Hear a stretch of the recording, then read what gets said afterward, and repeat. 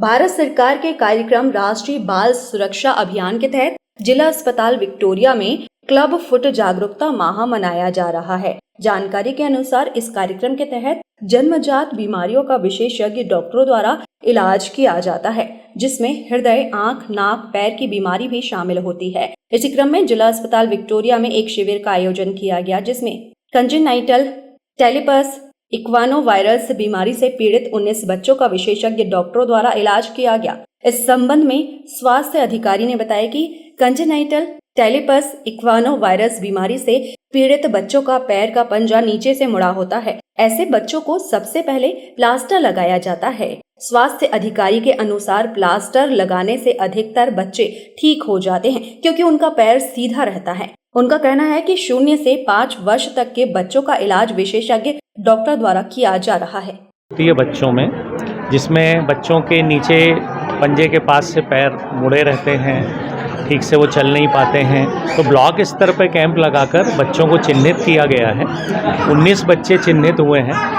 उन्हें यहाँ जिला स्तर पर आज बुलाया गया है। यहाँ हमारे विशेषज्ञ डॉक्टर उनको देख रहे हैं। प्रारंभिक इलाज जो शुरुआत होती है इलाज की, उसमें बच्चों को प्लास्टर बांधा जाता है और प्लास्टर के माध्यम से धीरे धीरे ये कोशिश की जाती है कि उनका पैर सीधा हो जाए। ज़्यादातर बच्चे उससे ठीक हो जाते हैं। यदि ऐसा नहीं होता तो फिर आगे उनके इलाज की और व्यवस्था की जाती है। राष्ट्रीय बाल सुरक्षा कार्यक्रम RBS के भारत शासन का एक बहुत बड़ा कार्यक्रम है, जिसमें जन्मजात बीमारियों के इलाज किए जा रहे हैं, जिसमें हृदय रोग से लेकर ये बीमारी है, कान की बीमारी, आँख की बीमारी है। तो आज यहाँ पर जो क्लब फुट होता है बच्चों में, उसके बारे में ये कैंप लगा है। चिन्हित बच्चे आए हैं और हमारे विशेषज्ञ चिकित्सक उनको इलाज दे रहे हैं। ये जो बीमारी है इसको कहते हैं कंजेनाइटल टेलिपस इक्वानो वायरस।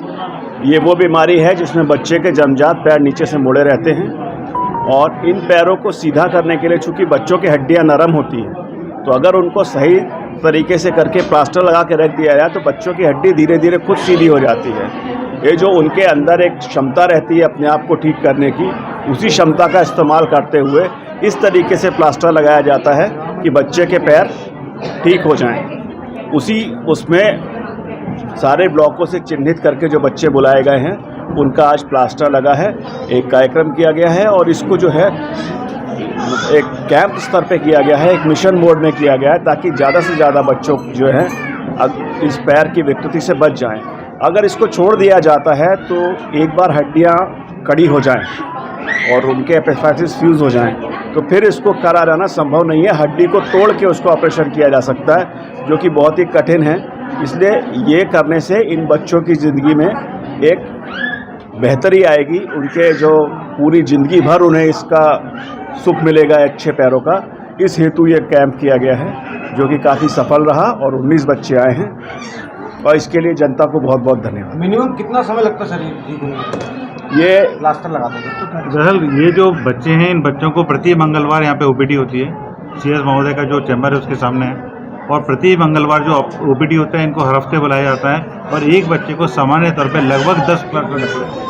और 10 प्लास्टर लगने के बाद यदि आवश्यकता होती है तो उसमें एक छोटी सी नस ढीली करने का ऑपरेशन होता है। उस ऑपरेशन के बाद फिर 2 प्लास्टर लगते हैं। तो पूरे इलाज में आप माता पिता को लगभग 15 बार अस्पताल आना होता है।